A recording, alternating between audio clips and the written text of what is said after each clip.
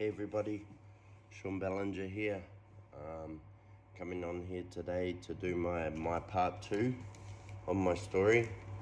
First of all, I'd like to thank everybody for watching my videos and sending love and all of that. I really appreciate it, and it does inspire me to keep going, because the reason I do this is because I want to impact people. I want to show people that there is a different way of life, that it is possible to get clean and to live a life beyond your wildest dreams, because that's what my life is today.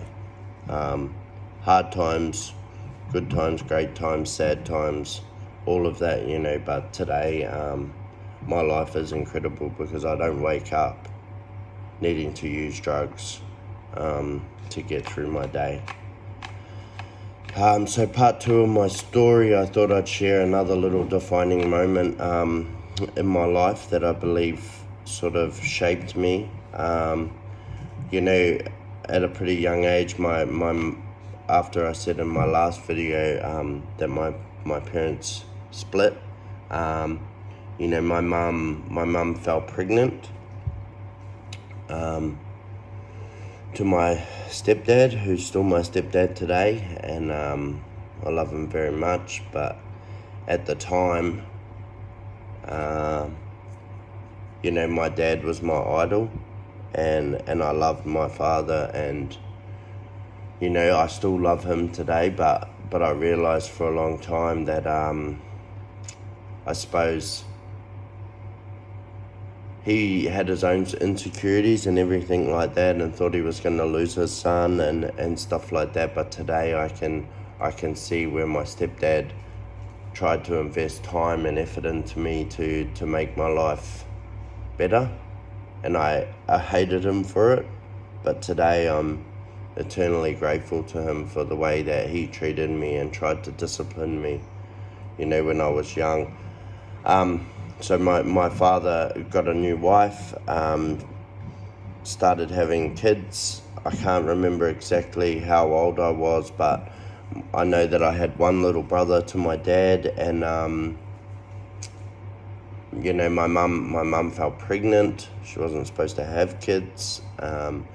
She fell pregnant, and it was a pretty amazing thing, and I didn't understand the concept until I'd been in recovery, what my or where my hatred came towards my stepdad later on, because I was at an army camp, and I was out there trying to, I suppose, better my life, still struggling with the fact that I felt different, and all of that. And I remember getting a phone call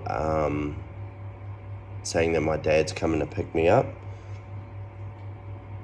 And I remember when my dad put me in the car and was talking to me, and I said, "What's going on?" And he said, "Son, your little brother's been born and he's died." And from that moment, I believe now that I've been in recovery for a while, from that moment is where I began suppressing, my pain and my trauma. To watch my mum mourn my little brother was horrific, and my father was having kids, no problems, and for a long time I blamed my stepdad for putting my mum through that pain. And I remember, I clearly remember making a decision to get drunk, smoke weed, and do drugs because I didn't know how to cope with what was going on. And that was a hugely defining moment in my life, because it seemed from that point on I was more attracted to sort of the darker side of life.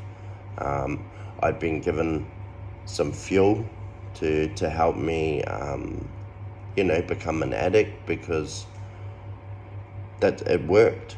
When I did drugs and when I drank alcohol and when I partied and I, was running around chasing girls or driving really fucking fast in my car and taking risks and all of that, I didn't have to think about the pain that I felt for my mom, for myself, for Nick, even though I blamed him, you know, and the anger that I had towards my dad and my stepmom for having kids and just making it so easy and all of that, you know. So that was a defining moment in my life, you know, and I want to end on a happy note.